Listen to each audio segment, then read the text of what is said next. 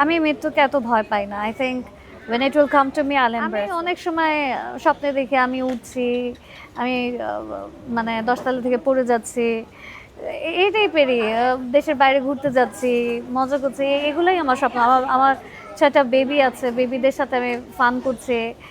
আমার স্বপ্নের ক্যাটাগরি এগুলাই, এর থেকে বেশি কিছু না। খুব খারাপ কিছু স্বপ্ন হলে সাপ দেখি, তারপর আবার শুনছি যে সাপ দেখা মানে যেহেতু শত্রু, তো সাপকে যদি আবার স্বপ্নের ভিতর মেরে ফেলি তাইলে আমার শত্রু মরে যায়।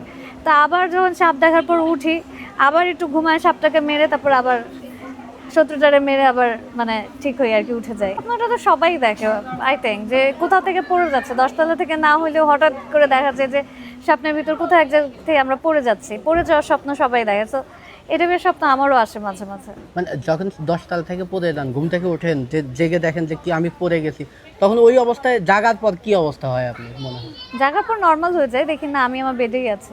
গাটা ঘেমে যায় নাকি? না না না, এত 10 তলা থেকে পড়ে গেছি, এত মারা ভীতু যাবো? না আমি।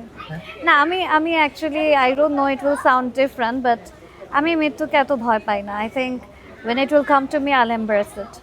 মৃত্যুকে ভয় পান না কেন?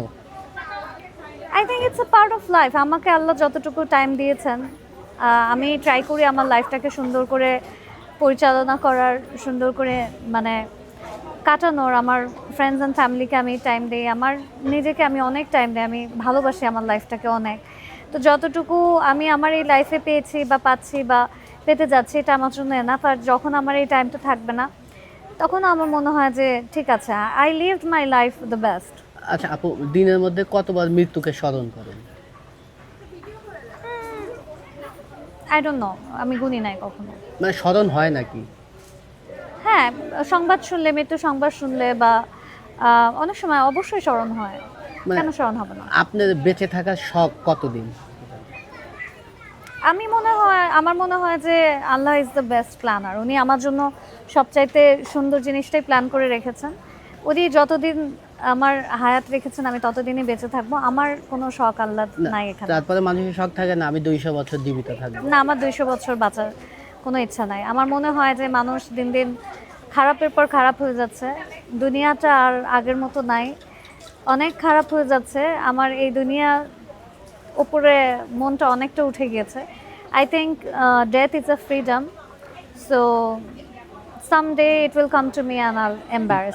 না না না, মৃত্যু তো সমাধান হতেই পারে না কিছু। এটা তো আমি বললাম, এটা হলো আল্লাহর ইচ্ছা। আপনার জন্ম মৃত্যু তো আল্লাহর হাতে। সো যখন আল্লাহ চাইবেন আপনি পৃথিবীতে আসতে পারবেন, যখন আল্লাহ চাইবেন ডেকে নেবেন, আপনি মারা যাবেন। সো এটার উপর তো কারোর হাত নাই। নিজস্ব স্বপ্ন কি? নিজস্ব স্বপ্ন আমার একটাই স্বপ্ন। ছোটবেলায় অনেক ধরনের স্বপ্ন দেখতাম, এই হব ওই হব, এই করে ফেলবো ওই করে ফেলবো।